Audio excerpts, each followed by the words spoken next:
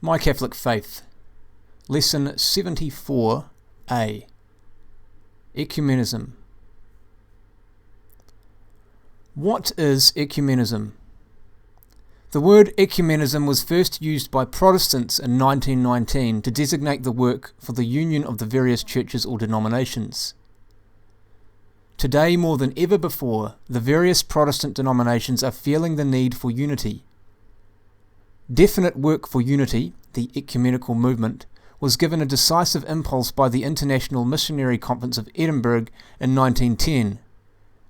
It led to the formation of the World Council of Churches, which at present, 1963, counts some 200 member churches from 80 countries. It includes several Orthodox churches, among them that of Russia. However, not all the Protestant denominations are members of the World Council of Churches. What should be the attitude of Catholics to those Christians who do not belong to the Catholic Church? Catholics should first be keenly aware of the scandal of our divisions. The thought of it must make us suffer.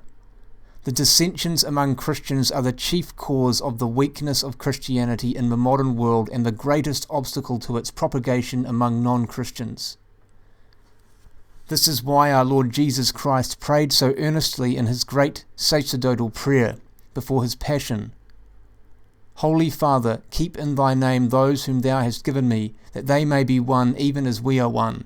As thou, Father, in me, and I in thee, that they also may be one in us, that the world may believe that thou hast sent me.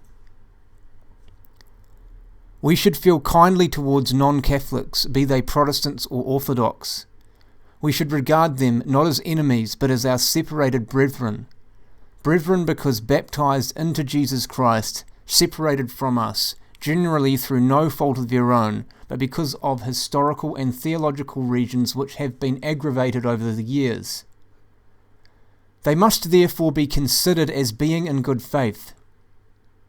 This attitude requires overcoming a heavy heritage of ill feeling, hatred, prejudice, and distrust, the memory of persecutions and cruel wars.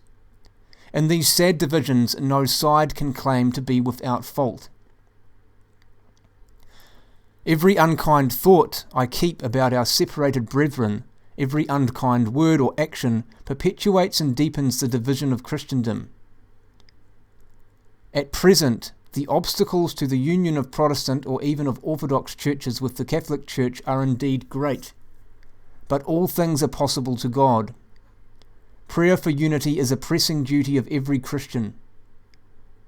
A special occasion for such prayer is the Unity Octave, January 18th to the 25th, which was approved by Benedict XV and is now kept by numerous Catholics and non-Catholics all over the world. Catholics should above all try to give good example. Nothing is more effective in the eyes of non-Catholics than the exemplary lives led by good Catholics.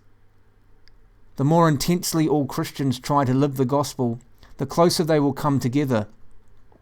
Most important is charity shown to all, non-Catholics as well as Catholics. In talking with non-Catholics, we should avoid discussions that only serve to increase bitterness.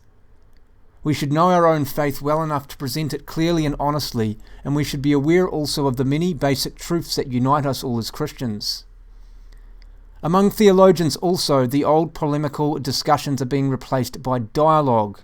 That is to say, a friendly exchange in which each side endeavours to understand the position and doctrines of the other.